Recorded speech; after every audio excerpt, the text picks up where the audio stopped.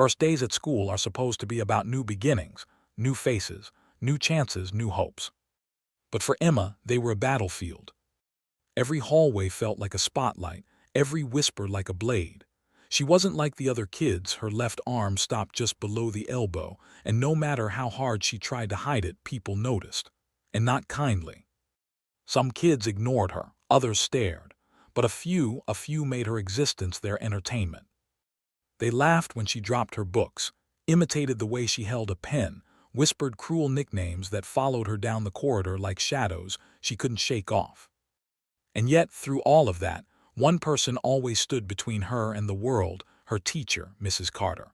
A woman who believed that being kind in a cruel place was not weakness, but the bravest thing a person could do. That morning started like any other, until the bullies decided to push things further than anyone thought possible. And before the day was over, someone else would walk into that hallway, someone who'd make sure it would never happen again. Before we continue, I just want to take a moment to thank you, yes, you, for being here. Every time you like, comment, or share one of these stories, you're helping us build something special, a space where kindness, courage, and compassion still matter. So if you haven't already, make sure to hit that like button, subscribe, and ring the bell, because trust me, you won't want to miss what happens next. Emma had always hated mornings at Ridgeview High. Not because of the early start or the long walk, but because of the moment she stepped through those double doors, the moment when silence turned to whispers.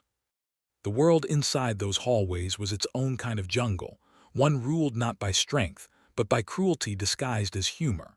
And Emma, quiet and small, with her half-sleeve shirt rolled neatly to hide where her arm ended, was the perfect target. That morning the light was harsh through the windows, casting long shadows across the lockers. She walked carefully, clutching her backpack with one hand, trying not to draw attention. But it never mattered. "Hey, look who's here," someone called out. It was Ryan and his friends, 3 boys who thought the universe had appointed them kings of the school. Emma kept walking, head down. She'd learned that silence was her only weapon. "Oh, don't be shy, Em," Ryan sneered, stepping into her path. "You're missing something today, aren't you?" He gestured mockingly at her arm, laughing as his friends joined in. Her stomach twisted, but she said nothing. The sound of laughter felt heavier than words ever could. From down the hall, a firm voice broke through. "That's enough. Mrs. Carter." She was in her 40s, confident, with that kind of presence that made the entire hallway pause. The bullies straightened up slightly, though not out of respect, out of calculation. "Did you not hear me?" she said again, stepping closer. Her tone wasn't loud, but it carried authority, the kind that made even the worst kids hesitate. Ryan shrugged, smirking. "Just joking around, Mrs. Carter, no harm done." "Really?" she asked calmly, because it didn't sound like a joke to me, and judging by Emma's face, it didn't feel like one either. The hallway fell quiet. A few students exchanged awkward glances. Mrs. Carter looked at Emma. "You're okay?" Emma nodded faintly, even though she was. "Go on to class," Mrs. Carter said softly. "I'll handle this." Emma slipped away, her heart pounding. She hated this part, the part where people had to handle things for her. It always made her feel smaller, even when it was meant to protect her. Behind her, Mrs. Carter turned to Ryan. "You 3, detention, today, my room." Ryan scoffed. "For what, saying hi?" Mrs. Carter didn't blink. "For disrespect, for cruelty, and for proving you don't know the difference between power and decency." The boys rolled their eyes but didn't argue. They knew better. As they walked off, Mrs. Carter sighed. She'd been teaching long enough to know that punishment only went so far. What these boys really needed wasn't discipline, it was humility. But humility, she thought, isn't something you can teach in a classroom. Later that day, during lunch, Emma sat alone in the corner of the cafeteria. She always picked the same spot, near the window, facing outside. From there, she could watch the trees sway and pretend she was somewhere else. Her food sat mostly untouched. Every few minutes she'd glance around, her body tense as if expecting something, and she wasn't wrong to. Ryan and his friends hadn't forgotten her. Detention or not, they didn't take humiliation lightly. "Hey, look who's hiding again," one of them said, appearing behind her. The sound of trays clattering and laughter filled the room. Emma froze. She tried to grab her backpack, but Ryan snatched it away, holding it up. "What's in here, huh? Homework secrets." "Give it back," Emma said quietly. Ryan grinned. "You want it, come get it." He tossed it to his friend, who tossed it again, playing keep away like she was a toy to be mocked. The cafeteria erupted in laughter. Mrs. Carter entered at that exact moment. Her heart dropped at the sight Emma, standing frozen in the middle of the room, her face pale, her hands trembling. "Enough," she shouted, her voice echoing through the cafeteria. Everything stopped. Ryan put it down now. He hesitated, then dropped the bag onto the floor with a smirk. "Just a game, Mrs. C." Mrs. Carter stepped forward, her expression unflinching. "A game where one person laughs and the other cries isn't a game. It's cruelty with an audience." Ryan scoffed, but before he could reply she added sharply, "Office, all three of you, now." The principal's office door was already open before they got there. Mrs. Carter had called ahead. Principal Hargrove, a man known for his calm but firm demeanor, sat behind his desk. "Again?" he asked quietly. Mrs. Carter nodded. "Same student." The principal leaned forward. "Ryan, you've been warned. You're on thin ice. One more stunt like this and you'll face suspension." Ryan muttered under his breath, but his eyes flickered with something close to fear. As they left, Mrs. Carter exhaled slowly. She turned back to the principal. "I don't think this is over," she said. Hargrove frowned. "You think you'll go after her again?" Mrs. Carter nodded. "Kids like that, they don't stop when they're punished. They stop when they're outmatched." The principal's gaze hardened. "Then maybe it's time we make sure she isn't standing alone." The next day was colder. Rain tapped softly against the windows. Emma walked to school slower than usual, the strap of her backpack cutting into her shoulder. She was tired.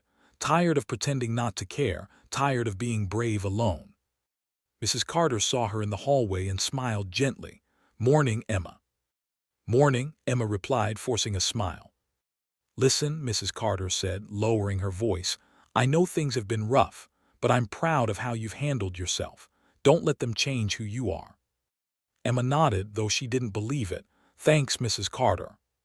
Before Mrs. Carter could say more, the bell rang. The hallway filled with noise, and Emma disappeared into the crowd. By the time lunch rolled around again, the cafeteria buzzed with chatter. Ryan sat at his usual table, his eyes scanning the room like a predator waiting for the right moment. When he spotted Emma walking by, something in his grin changed. It wasn't just mischief anymore, it was pride wounded by discipline, ego bruised by being told no. He nudged his friend. "Watch this." Emma was halfway to her table when she felt someone grab her backpack strap and yank hard. She stumbled forward, falling to her knees, her tray crashing to the floor. Laughter rippled through the room. Before she could move, Ryan stepped in front of her, towering over her. "Oops," he said mockingly. "Guess you should have used your other hand." The laughter grew louder. Mrs. Carter, who'd been crossing the cafeteria, froze mid-step. She saw Emma on the floor, saw Ryan smirking, and something in her snapped. She stormed forward, placing herself between them. "That's enough." Ryan chuckled, trying to play it off. "Relax, Mrs. C just helping her pick up her lunch." Mrs. Carter's voice shook, but not from fear, from fury. "Over my dead body will you lay another finger on her?" The cafeteria went silent. Every eye turned to them. Ryan's smirk faltered, but only for a second. "You can't talk to me like that, my dad." "I don't care who your father is," Mrs. Carter cut in sharply. "What I care about is the person you're becoming. And right now, that person is cruel, cowardly, and one word away from suspension." The principal appeared in the doorway, drawn by the noise. He took one look at the scene, the trembling girl, the furious teacher, the mocking boy, and frowned deeply. "Ryan," he said sternly, "my office, now." But before Ryan could respond, another voice came from the doorway behind the principal, deep, calm, unmistakable. "What's going on here?" Every head turned. Standing in the doorway was Jasonstatham, dressed in a dark jacket, quiet and composed, but with an expression that made the entire room fall still. Mrs. Carter blinked in surprise. "Mr. Statham." Jason nodded. "My niece goes here," he said simply, his gaze sweeping the room. "I was dropping something off when I heard shouting." Ryan froze. He'd seen that face before, not in person but on screens. Jason's eyes landed on him. "You the one doing the shouting?" Ryan's throat went dry. "No, we were just—" Jason stepped forward, voice calm but razor-sharp. "I've heard enough of just. It's the word bullies hide behind when they know they've gone too far." No one moved, no one spoke. Jason knelt beside Emma, his tone softening. "You all right, love?" Emma nodded weakly. "I'm okay." He stood up slowly, his eyes hard again as they met Ryan's. "You should hope she stays okay, because if she doesn't, I'll be back." Ryan swallowed hard, all trace of arrogance gone. The principal cleared his throat. "Mr. Statham, thank you for—" Jason held up a hand. "Don't thank me, thank her," he said, nodding toward Mrs. Carter. "She's the only one in this room who remembered what courage looks like." And with that he turned to Emma again. "You've got more strength than any of them, don't forget that." The silence lingered as he walked out, leaving behind a room that suddenly felt smaller, quieter, and very, very different. Mrs. Carter looked down at Emma, tears glistening in her eyes. "You all right?" Emma smiled weakly. "Yeah, for the first time I think I am." After Jason left the cafeteria, the silence hung thick, heavier than the tension that had filled the room moments before. No one dared to laugh. No one even whispered. The students just stared at each other, unsure of what they had just witnessed. Ryan stood frozen, his face pale. The confidence he had built over years of intimidating others had vanished like mist under sunlight. Mrs. Carter's words, followed by Jasonstatham's piercing stare, had stripped away whatever illusion of power he'd once had. The principal broke the silence. "Everyone back to your seats, lunch is over now." As students hurried to obey, Mrs. Carter helped Emma pick up her tray and guided her out of the cafeteria. "Come on, sweetheart," she said gently. "Let's get some air." Outside, the schoolyard was quiet except for the sound of the wind rustling through the trees. Emma sat on a bench, still shaken, her eyes fixed on the ground. Mrs. Carter sat beside her, her tone calm but protective. "You did nothing wrong," she said softly. Emma nodded faintly, though her eyes glistened. "I know, but I wish I didn't always need someone to save me." Mrs. Carter looked at her, her voice kind but firm. "Needing help doesn't make you weak, Emma. It makes you human. And sometimes, even the strongest people need someone to stand beside them." Emma looked away, her voice trembling.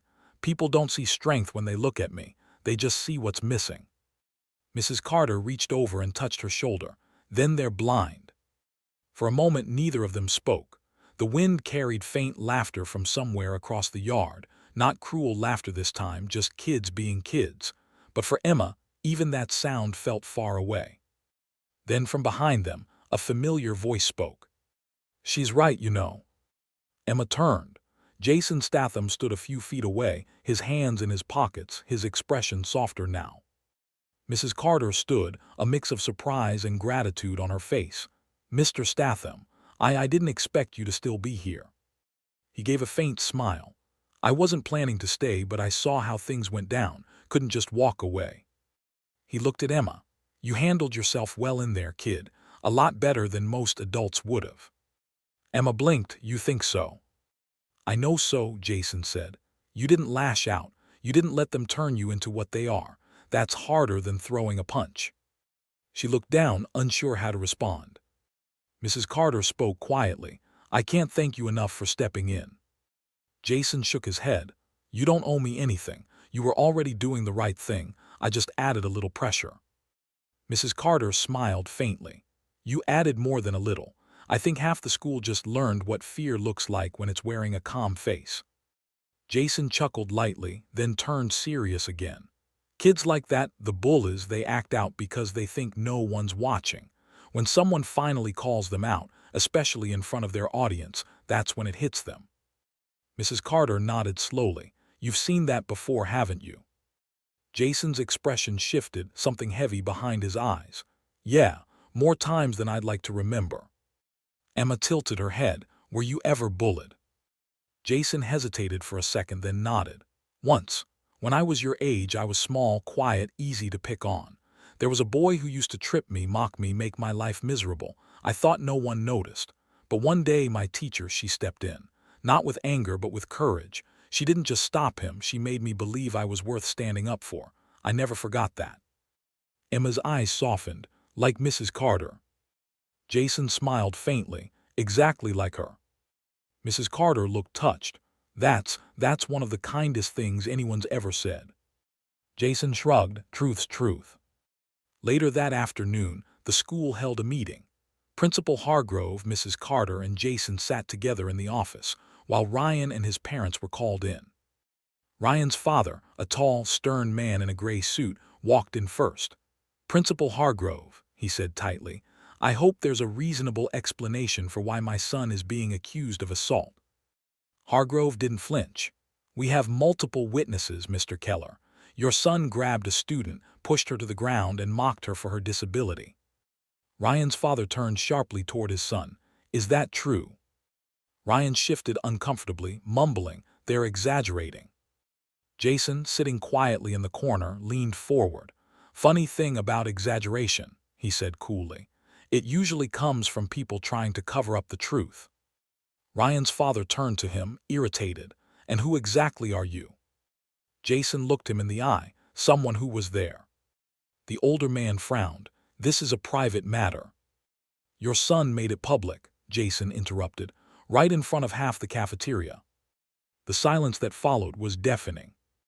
Mr. Keller clenched his jaw. "Ryan, apologize." Ryan hesitated, looking from his father to Jason to Mrs. Carter. Then, his voice barely audible, he muttered, "I'm sorry." Mrs. Carter's tone was steady. "You're not apologizing to me, you're apologizing to Emma." Ryan swallowed hard. "I'm sorry, Emma." But Jason didn't look convinced. "You'll be more sorry if you ever try it again," he said quietly. Ryan's father shot him a warning look, but Jason didn't care. He wasn't there for politics, he was there to make sure Emma was safe. Principal Hargrove cleared his throat. "Ryan, you're suspended for a week, and when you return, you'll be joining our peer mentorship program. I want you learning something about empathy." Ryan groaned, seriously. Hargrove's eyes narrowed. "Do I look like I'm joking?" The boy fell silent. As they left, Mrs. Carter turned to Jason. "You really didn't have to stay for that." Jason shrugged. "Didn't want to leave things half done, that's not my style." The rest of the week passed quietly. For the first time in months, Emma walked through the halls without fear. People who used to whisper now gave her small nods, even smiles. It wasn't much, but it was something. One afternoon, she stayed after class. Mrs. Carter was at her desk grading papers when Emma hesitated by the door. "Mrs. Carter." "Yes, dear." "I wanted to say thank you for standing up for me, for everything." Mrs. Carter looked up, her eyes warm. "You never have to thank me for that, Emma. That's my job, not as a teacher, but as a person." Emma smiled faintly. "Still, you were brave." Mrs. Carter chuckled softly. "I was terrified, if you want the truth, but sometimes you've got to do the right thing scared." Emma nodded, taking that in. "Do you think people will stop seeing me as different?" Mrs. Carter leaned back thoughtfully. "You know what I think? I think people will see whatever you make them see. You hold your head high, you keep doing what you love, and one day they'll forget what they were laughing at." Emma smiled, though a tear slid down her cheek. And that's when the classroom door opened again. Jasonstatham stood there holding a small paper bag. "Hope I'm not interrupting," he said. Mrs. Carter smiled. "Not at all, come in." He handed the bag to Emma. "Got you something." She blinked, surprised. "For me?" "Yeah," Jason said. "My niece told me you like painting. Figured you could use some new brushes and a few colors." Emma peeked inside, a full watercolor set, new brushes, and a small note that read, "Keep painting your world. Don't let theirs color it for you."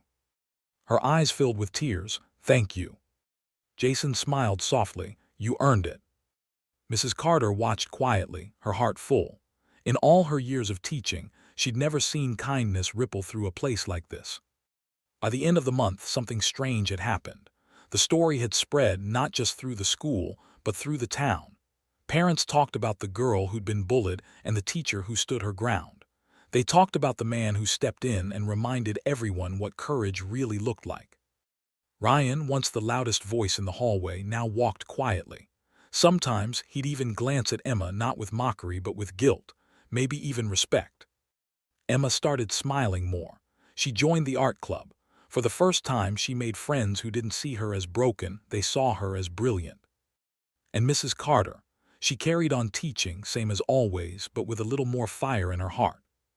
One afternoon, as she was locking up, Jason appeared again. "Heard the school's calmer these days," he said with a grin. Mrs. Carter smiled. "You might have had something to do with that." Jason chuckled. "Maybe, but you're the real hero here." She shook her head. "No, Emma is. She didn't let hate change her. That's the real strength." Jason nodded. "You know," he said after a pause, "I think your courage rubbed off on a few more people than you realize." They both smiled, standing in the empty hallway as the late afternoon sun filtered through the windows, warm, golden, peaceful. That night, as Emma sat at home, she unwrapped the last of her new paintbrushes and dipped it into a jar of water. On the canvas, she painted what she remembered most: Mrs. Carter standing between her and Ryan, one arm outstretched, defiant, and behind her, the tall figure of Jasonstatham watching from the doorway, calm but ready to step in if needed. At the bottom of the painting, she wrote 4 words: "Over my dead body." Not as a threat, but as a promise. A promise that she would never let cruelty go unanswered again. And somewhere miles away, Jasonstatham glanced at the photo Mrs. Carter had sent him, a picture of Emma smiling, her painting finished, and he smiled too. "Good for you, kid," he murmured. "Good for you."